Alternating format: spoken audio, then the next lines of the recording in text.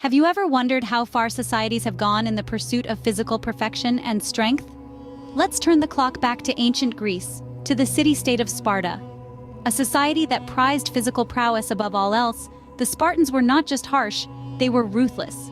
The architect of this society was Lycurgus, a lawgiver whose policies would shape Spartan society for centuries.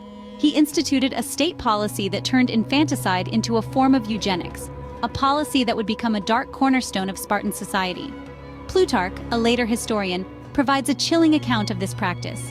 He tells us that a Spartan father had no say in whether his child lived or died. Instead, tribal elders inspected the newborn. If the child was deemed strong, it was allowed to live. If not, it was left to die at the foot of Mount Taygetus. This was the beginning of a state policy that would shape Spartan society for centuries to come. So, how did this Spartan eugenics policy work in practice, you might ask? The answer lies within the societal structure of ancient Sparta, where the state's strength was held paramount. The process began at birth, with each newborn subjected to a rigorous inspection by the tribal elders. They would scrutinize the baby, examining its physical attributes to ascertain if it was sturdy and well-built. This was not a casual glance-over.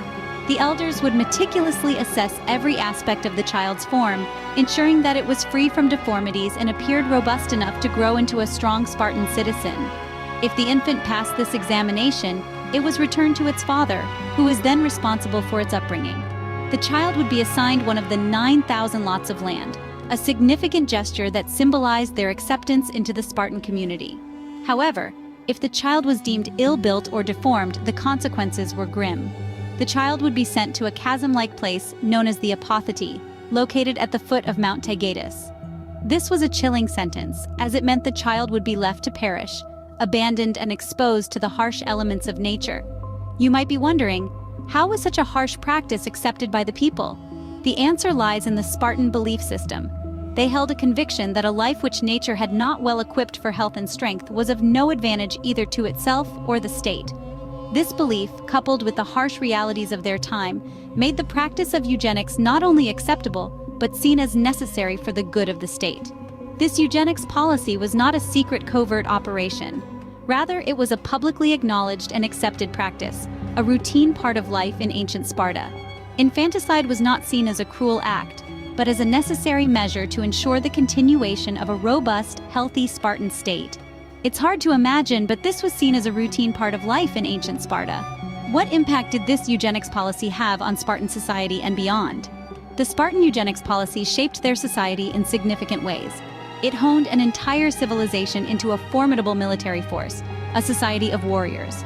By selecting only the healthiest infants, the Spartans ensured that their future warriors were physically fit and capable, thereby creating a military might that was feared across Greece.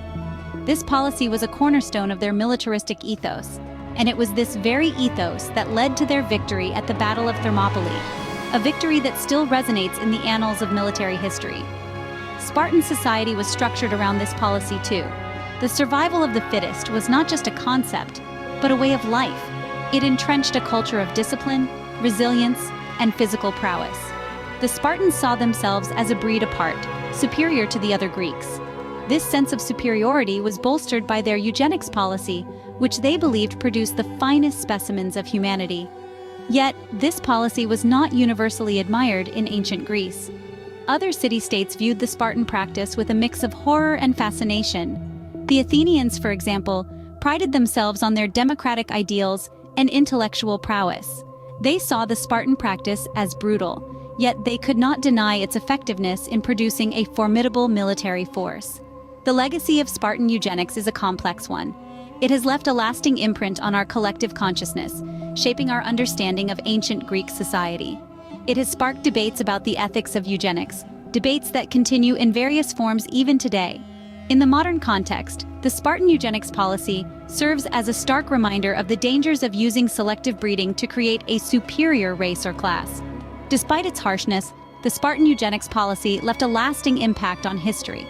This impact is not just limited to the historical and military perspective, but also extends to societal, ethical, and philosophical domains.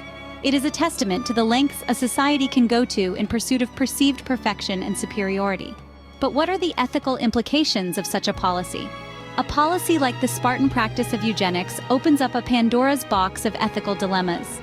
At the core of these dilemmas is the inherent value of human life. The Spartans, in their quest for a society of physically superior warriors, made decisions on who should live and who should die based on their perceived physical potential.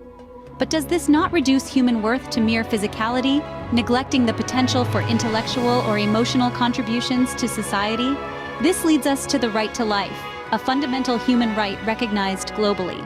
The Spartan practice of eugenics infringes upon this right, as it dictates that only the strong and healthy are deserving of life. This raises the question, who gets to decide the worthiness of a life? Is it the state, the community, or the individual? Moreover, eugenics also raises questions about the societal good. The Spartans believed that by eliminating the weak, they were creating a stronger, more capable society.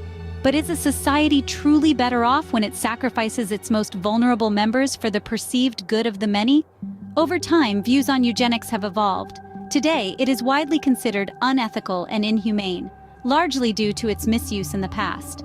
The most infamous misuse occurred during World War II, when the Nazis employed eugenics in their quest for a superior Aryan race, leading to the genocide of millions. Eugenics, in its essence, is a dangerous concept. It can easily be manipulated by those in power to justify discrimination, persecution, and even genocide.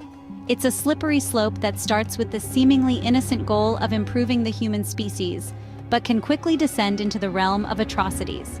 While eugenics may seem like a relic of the past, its ethical implications continue to resonate today. As we advance in genetic engineering and discuss the potential for designer babies, we must remember the lessons from history.